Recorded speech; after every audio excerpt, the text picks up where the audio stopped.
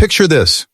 You're in the middle of a conversation, but instead of truly listening, your mind is already racing ahead, crafting the perfect comeback or the next clever point you want to make. Or maybe you jump in before the other person has even finished, because you're certain you know where they're going. We've all been there, that subtle tug of impatience, that quiet urge to control the flow. And yet, the Stoics would call this a failure, not of speech, but of self-control. Because communication is so much more than words. It's the art of understanding, of showing respect, of holding steady when emotions want to grab the steering wheel. Every time we let ego, impatience, or distraction take over, we trade connection for control. And it's a bad bargain. The Stoics knew that the quality of our relationships depends on the quality of our conversations, and that clarity, respect, and calm are choices we make moment by moment.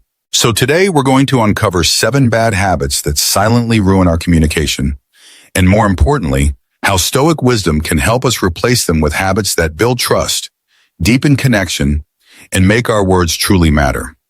The Stoics understood that communication was not just a skill, but a responsibility, because every word we speak carries the power to build or to break. Marcus Aurelius reminded himself that our words should be both true and kind, a simple yet profound standard that demands honesty without cruelty.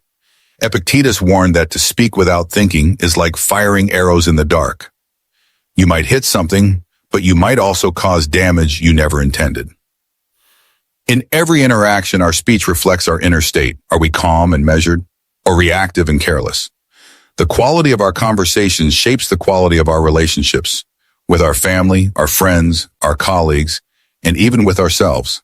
When bad habits slip into our speech, interrupting, assuming, overreacting, gossiping, they do more than make us look bad. They quietly chip away at the trust others place in us. And once trust is gone, even the most eloquent words can't bring it back easily. The Stoics saw communication as a daily practice in self-mastery.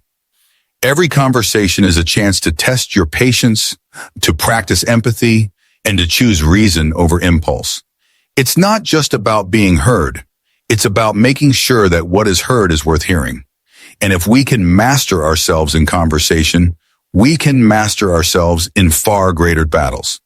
That's why today we're going to look at 7 bad habits in communication that might be sabotaging your connections, and how Stoic wisdom can help you replace them with habits that earn you respect, deepen your influence, and strengthen every relationship you touch. The first bad habit: talking more than listening, dominating the conversation as if the goal is to prove how much we know rather than to understand. The Stoics valued listening far more than speaking because listening is the doorway to truth, and truth is the foundation of wisdom.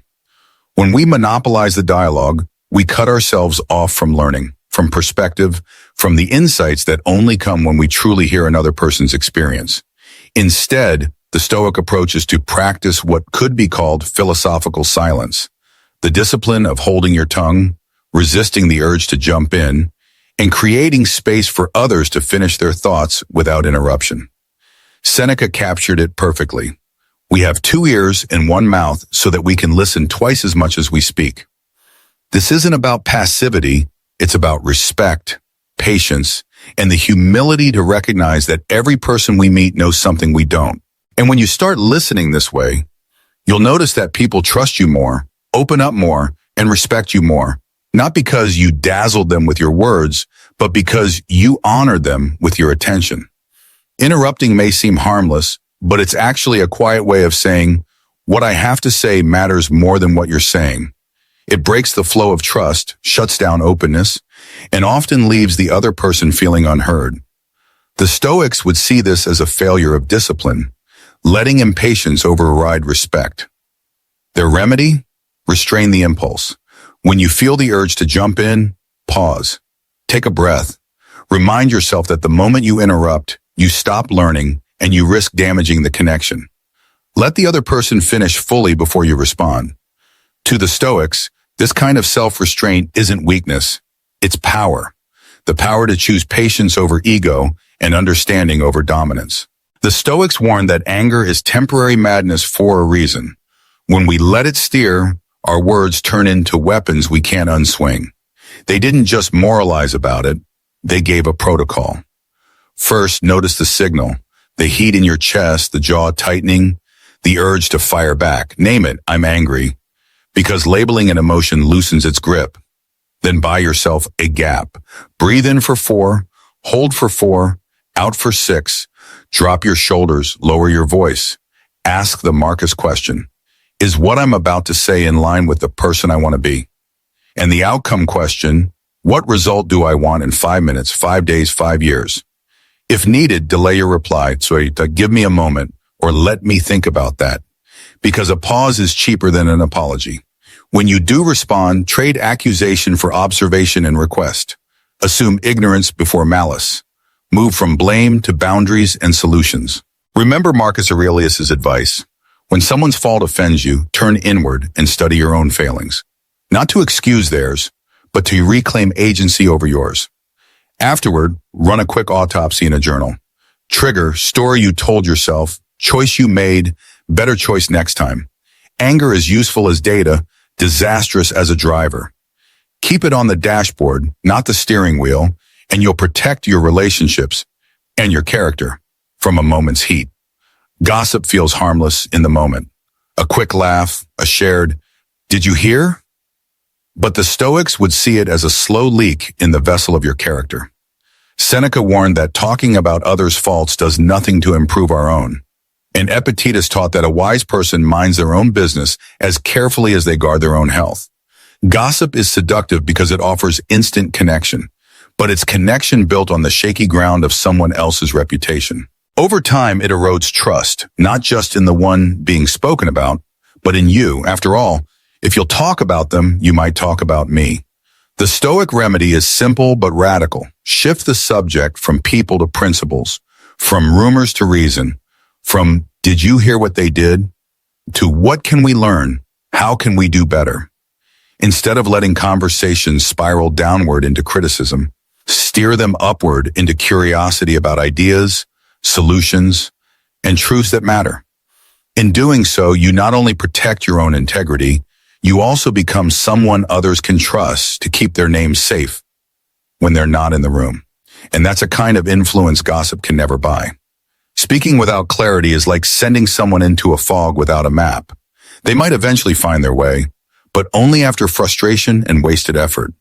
The Stoics saw this as a failure not just of language, but of respect. Seneca believed that to speak clearly is to show kindness, because you spare others the strain of deciphering your meaning.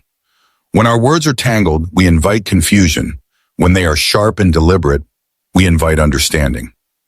The fix is deceptively simple. Pause before you speak. Ask yourself, what am I really trying to say? Then strip away the excess, the filler words, the detours, the self-justifications, until what remains is essential and exact. The Stoics taught that our speech should be like an arrow, straight, purposeful, and aimed at truth. In a world overflowing with noise, clarity isn't just good manners. It's a rare form of leadership. Not reading the room is like trying to plant seeds in concrete. No matter how good the seeds are, they won't grow if the environment isn't ready. The Stoics understood that wisdom isn't just about what you say, but when and how you say it. Context is everything. A joke that works with close friends might wound in a tense meeting. A piece of advice that's helpful in private can feel humiliating in public.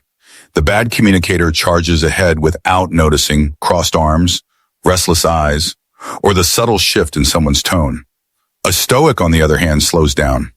They scan the emotional climate, listen for the unspoken, and adjust accordingly. This isn't about manipulation, it's about empathy and precision. When you read the room before speaking, your words don't just fill the air. They meet people exactly where they are. And that's when they have the power to truly connect. Using words to impress rather than express is like wearing an expensive mask. It might catch attention, but it hides the real you. The Stoics would see this as vanity disguised as wisdom. When we lace our speech with unnecessary jargon, complex terms, or overly poetic flourishes, we might feel intelligent, but often we create distance instead of connection. Epictetus' reminder, first learn the meaning of what you say, and then speak, Cuts to the core. Understanding matters more than ornamentation. People don't remember the fanciest words you use. They remember how you made them feel and whether they truly grasped your message. A Stoic communicator strips away the excess. They choose words that are simple but strong, clear but compelling, humble yet impactful. The aim isn't to perform intelligence. It's to share truth in a way that invites others in. Because at the end of the day, the most powerful speech is not the one that dazzles, but the one that connects heart to heart, mind to mind. You don't need to overhaul your entire way of speaking overnight. The Stoics would call that chasing perfection instead of practicing progress. Start small. Choose just one of these 7 habits to focus on for the next week. Maybe it's giving people more space to speak before you reply, or noticing the urge to gossip and redirecting the conversation toward ideas instead of people. Each day, jot down in a journal the moments you caught yourself improving and the moments you still slipped. This simple act of reflection, observing without harsh judgment, turns every conversation into a lesson. Over time, you'll find your words becoming calmer, your points clearer, and your presence more respected. The beauty of Stoic communication isn't in speaking flawlessly, but in speaking with intention, humility, and purpose. And that begins with one small habit, practiced every day. The Stoics believed the tongue was never meant to lead. It was meant to serve the mind, and if the mind is scattered, impulsive, or undisciplined, the tongue will reveal it faster than anything else. Every conversation you have, whether with a loved one, a colleague, or a stranger, is an opportunity to practice self-mastery, to test your patience, and to choose words that build rather than break.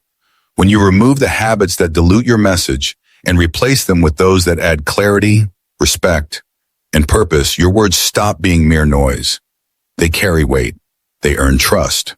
They open doors. So, which habit will you commit to improving starting today? Drop it in the comments, and as the Stoics would remind us, better to trip with the feet than with the tongue.